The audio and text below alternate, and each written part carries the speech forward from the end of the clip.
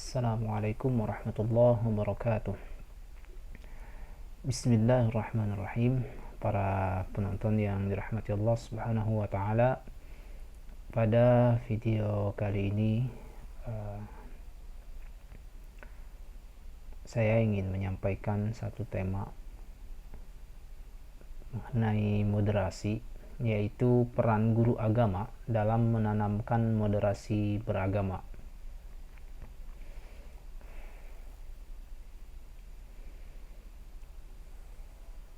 Konflik berkepanjangan atas nama agama seringkali terjadi di berbagai daerah di Indonesia.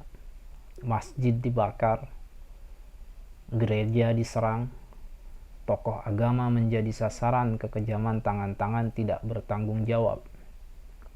Bom bunuh diri mengatasnamakan agama, radikalisme, vandalisme, dan diskriminasi atas nama isu SARA seringkali terjadi dan menjadi pemberitaan sosial.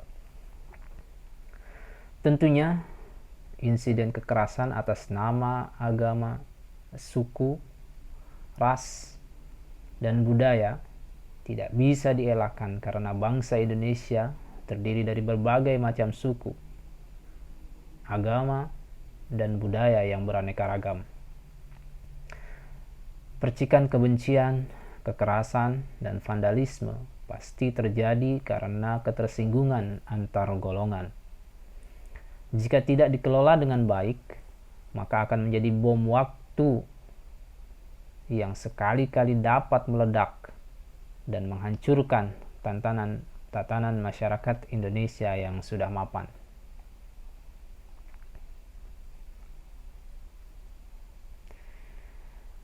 Insiden kekerasan yang mengatasnamakan agama jelas bertentangan dengan prinsip kehidupan umat manusia. Insiden-insiden kekerasan tersebut terjadi disebabkan karena pemahaman agama yang parsial, konflik pendirian tempat ibadah, dan ketidaksiapan hidup berdampingan merupakan salah satu faktor penyebab terjadinya intoleran. Pemahaman yang parsial itu akan membuat pengikutnya bertindak tidak sesuai dengan ajaran agama.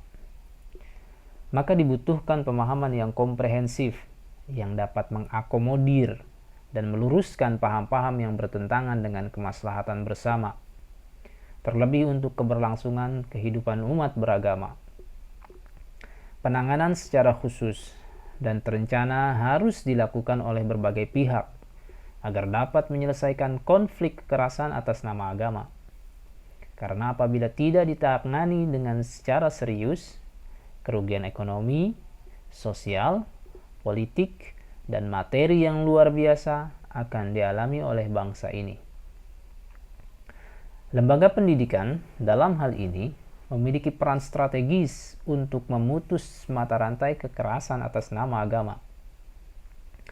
Pendekatan edukatif bagi seluruh peserta didik yang dapat diimplementasikan dalam pendidikan damai yang diintegrasikan dengan kurikulum sekolah, latihan penyelesaian konflik secara konstruktif, mediasi, dan negosiasi oleh teman sebaya merupakan usaha bersama agar bangsa Indonesia menjadi bangsa yang mendamaikan. Pengetahuan keagamaan yang luas dan tidak parsial harus diajarkan di lembaga pendidikan agar peserta didik memiliki pondasi paham keagamaan yang tidak sempit. Oleh sebab itu, diperlukan peran guru agama dalam menanamkan moderasi beragama dalam kehidupan berbangsa dan bernegara yang multikultural ini. Moderasi beragama, sebagaimana digambarkan oleh Fakhruddin, memiliki makna seimbang di tengah-tengah, tidak berlebihan, tidak truth claim, tidak menggunakan legitimasi teologi yang ekstrim, mengaku kelompok dirinya yang paling benar, netral, tidak berafiliasi dengan partai politik tertentu. Dengan demikian, moderasi beragama sangat perlu untuk ditanamkan kepada siswa agar tercipta hubungan harmonis antara guru, peserta didik, masyarakat, dan lingkungan sekitar, sehingga tercipta lingkungan yang damai dan aman dari berbagai ancaman. Lalu bagaimana peran guru agama dalam menanamkan moderasi beragama? Bagaimana implementasi moderasi beragama dalam proses belajar mengajar itu sendiri? Para penonton yang dirahmati Allah Subhanahu wa taala. Sebelum itu, mari kita sama-sama pahami terlebih dahulu apa itu moderasi beragama. Moderasi dalam bahasa Arab dikenal dengan kata wasat atau wasatiyah, sepadan dengan kata tawassut yang memiliki makna di tengah-tengah, i'tidal atau adil, tawazun, berimbang. Dalam bahasa Latin, moderasi adalah moderatio yang bermakna kesedangan, tidak berlebihan, tidak kekurangan, atau juga bermakna penguasaan diri. Moderasi beragama sebagaimana dirumuskan oleh tim Kementerian Agama Republik Indonesia memiliki makna kemajemukan dan mutlak diperlukan dalam berbagai kondisi bangsa Indonesia yang majemuk dengan cara pemberian pengajaran agama yang komprehensif yang dapat mewakili setiap orang yang ada melalui ajaran yang luas dengan tidak meninggalkan teks Al-Quran dan hadis, serta pentingnya penggunaan akal sebagai solusi dari setiap masalah yang ada. Dalam Al-Quran, kata moderasi tersurat dalam surat Al-Baqarah ayat 143 yang berbunyi, A'udzu billahi minasyaitonir rajim. Bismillahirrahmanirrahim. Wa kadzalika ja'alnakum ummatan wasatan litakunu syuhada'a 'alan nasi wa yakuna ar-rasulu 'alaikum syahida. Shadaqallahul azim. Artinya, dan demikian pula kami menjadikan kamu umat Islam, umat pertengahan, agar kamu menjadi saksi atas seluruh manusia dan agar Rasul menjadi saksi atas kamu. Ayat tersebut memberikan isyarat bagi seluruh umat manusia agar berlaku adil dan terpilih, moderat atau berada di tengah-tengah dalam segi akidah, dalam segi ibadah, dalam segi muamalah. Moderat berarti tidak fanatik, apalagi pada taraf sampai fanatisme buta, lebih-lebih sampai mengkafirkan orang lain. Karena sikap fanatisme buta ini dapat menyebabkan konflik keagamaan yang dapat menyebabkan perpecahan bagi bangsa Indonesia. Moderasi beragama merupakan salah satu strategi kebudayaan dalam merawat keindonesiaan. Para penonton yang dirahmati Allah Subhanahu wa taala, lalu bagaimana peran guru agama dalam menanamkan moderasi beragama?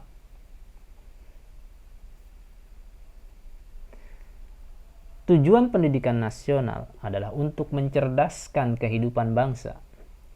Mencerdaskan berarti membuat peserta didik mengenali diri sendiri, mengenali potensi diri, mengenali lingkungan dan masyarakat sekitar. Guru harus mampu memberikan pencerahan tentang moderasi beragama agar peserta didik menjadi manusia yang mendamaikan di lingkungan maupun di alam sekitar. Dengan pengetahuan tersebut, diharapkan tercipta kerukunan antar sesama dan bisa hidup berdampingan dengan orang lain yang berbeda agama, berbeda keyakinan, berbeda ras, etnis, dan lain sebagainya. Tentunya peran guru mutlak diperlukan. Dalam hal ini, guru harus memiliki prinsip keguruan yang dapat memperlakukan peserta didik dengan baik sehingga tercapai tujuan pendidikan.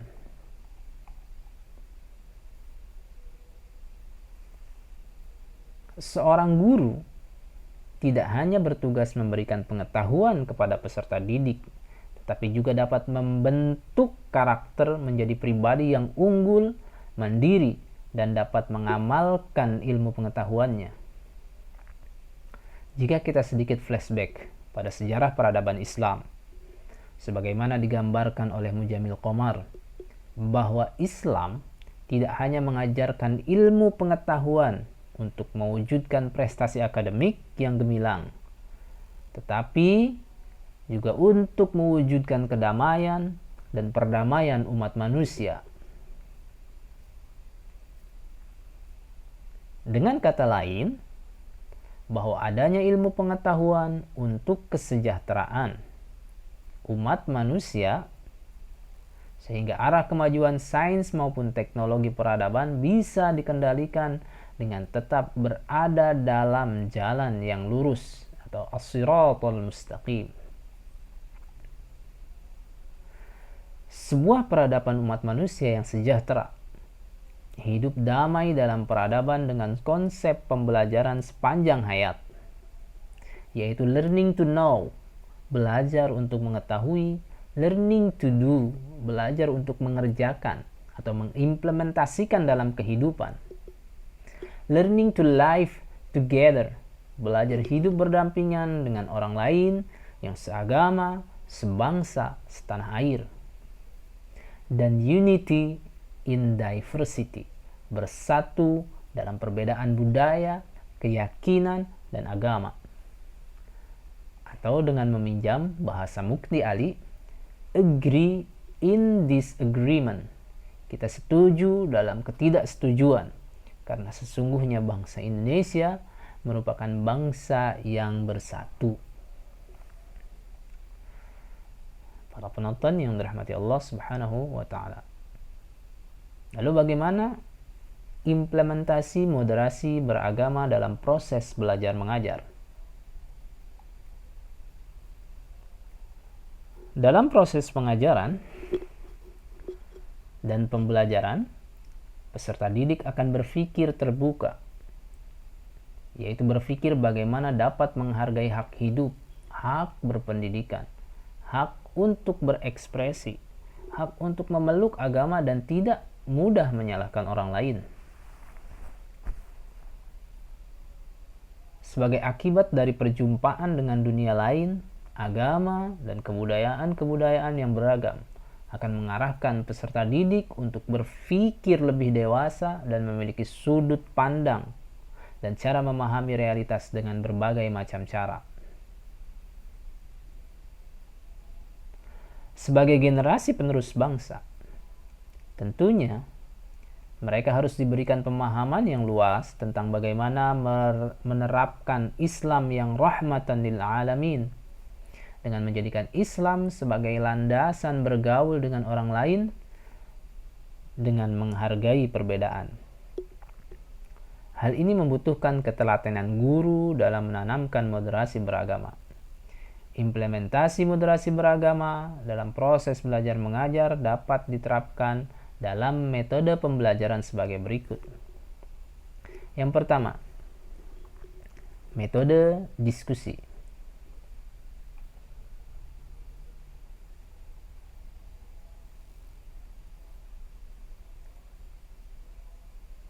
Metode diskusi dapat memberikan banyak manfaat bagi peserta didik dalam proses belajar mengajar, yaitu melatih peserta didik berpikir kritis dan terbuka, sehingga peserta didik memiliki wawasan yang luas yang bersumber dari peserta didik lainnya. Kemudian dengan berdiskusi, peserta didik memiliki sifat demokratis karena dapat mengutarakan pendapat.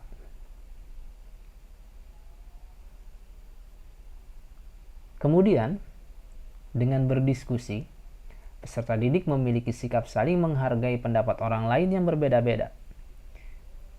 Lebih lanjut, dengan berdiskusi, peserta didik dapat menambah pengetahuan dan pengalaman yang bersumber dari hasil diskusi. Dengan berdiskusi, kemampuan berpikir peserta didik dapat terarah, dapat berpikir kritis, kreatif, argumentatif, dan melatih mental peserta didik dalam mengemukakan pendapat di depan umum.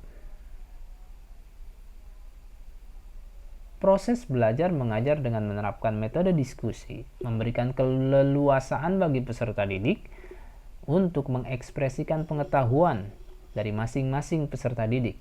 Dengan berdiskusi, peserta didik dapat mengenal karakter masing-masing, bagaimana menyikapi dan mengekspresikan sebuah problem dengan tema yang telah ditentukan. Yang kedua adalah dengan kerja kelompok. Islam mengajarkan pengikutnya untuk saling tolong-menolong dalam kebaikan sebagaimana dijelaskan dalam Al-Qur'an surat Al-Maidah ayat 2.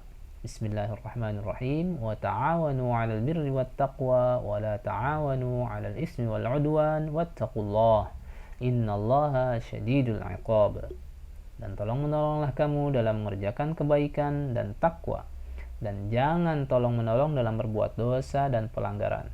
Dan bertakwalah kepada Allah, sungguhnya Allah amat berat siksaannya. Quran surat Al-Maidah ayat 2.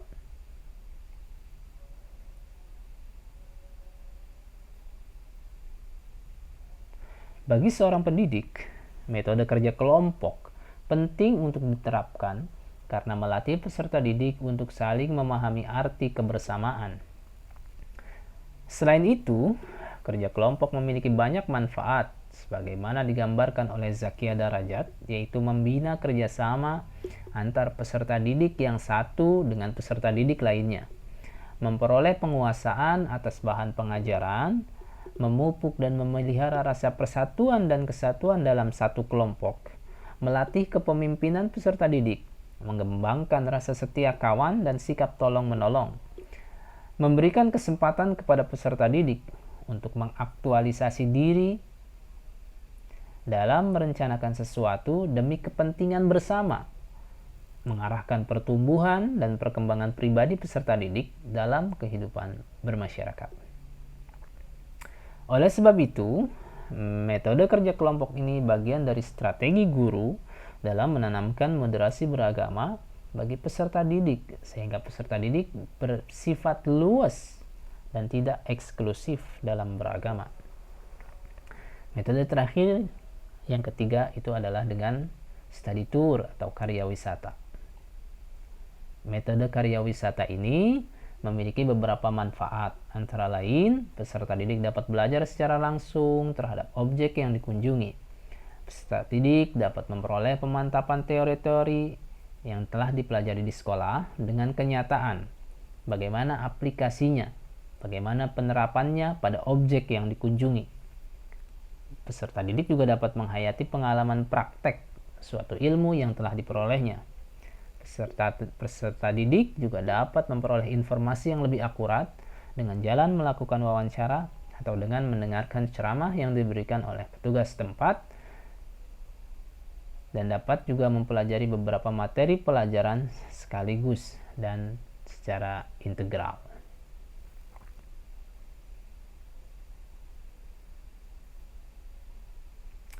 Penggunaan metode ini,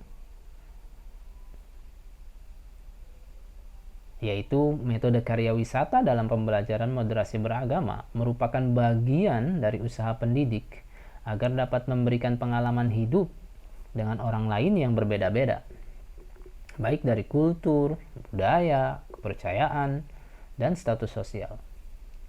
Karena moderasi beragama perlu dipraktekkan dalam kehidupan peserta didik, tentunya guru harus mengarahkan, membimbing, dan menunjukkan kepada peserta didik tentang pentingnya moderasi beragama saat mengadakan kunjungan ke tempat-tempat yang telah ditentukan sesuai dengan materi pembelajaran yang dijelaskan di dalam kelas. Para penonton yang dirahmati Allah Subhanahu wa taala, dari beberapa pemaparan di atas dapat diambil kesimpulan bahwa peran guru agama dalam menanamkan moderasi beragama di lembaga pendidikan sangat penting. karena guru memiliki peran penting untuk memberikan pemahaman dan pengertian yang luas tentang Islam yang rahmatan lil alamin, yang dapat menghargai perbedaan. Moderasi beragama adalah bagian dari usaha bersama agar bangsa Indonesia terhindar dari perpecahan, karena perpecahan merupakan awal dari kehancuran sebuah bangsa. Selanjutnya, implementasi moderasi beragama. Proses belajar mengajar dapat dilakukan dengan metode diskusi, kerja kelompok, dan karya wisata. Dengan ketiga metode tersebut, guru dapat dengan mudah memberikan pengertian keberagamaan, menghargai orang lain, menghargai pendapat orang lain, dan toleran. Selain mendidik dan memberikan pemahaman kepada peserta didik, betapa pentingnya hidup saling mengasihi dan menghargai hak untuk hidup, hak untuk beribadah sesuai dengan keyakinan masing-masing. Para penonton yang dirahmati Allah,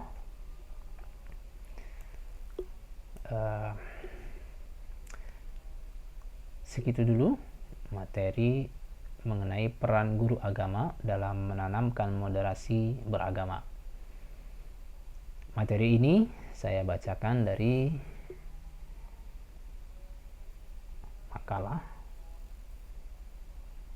yang ditulis oleh Samsul AR dari Sekolah Tinggi Ilmu Bahasa Arab Stiba Darul Ulum Banyuanyar, Pamekasan. Demikian, atas segala kesalahan dan kekurangan saya mohon dibukakan pintu maaf yang seluas-luasnya, dan semoga video ini dapat bermanfaat. Terima kasih. Assalamualaikum warahmatullahi wabarakatuh.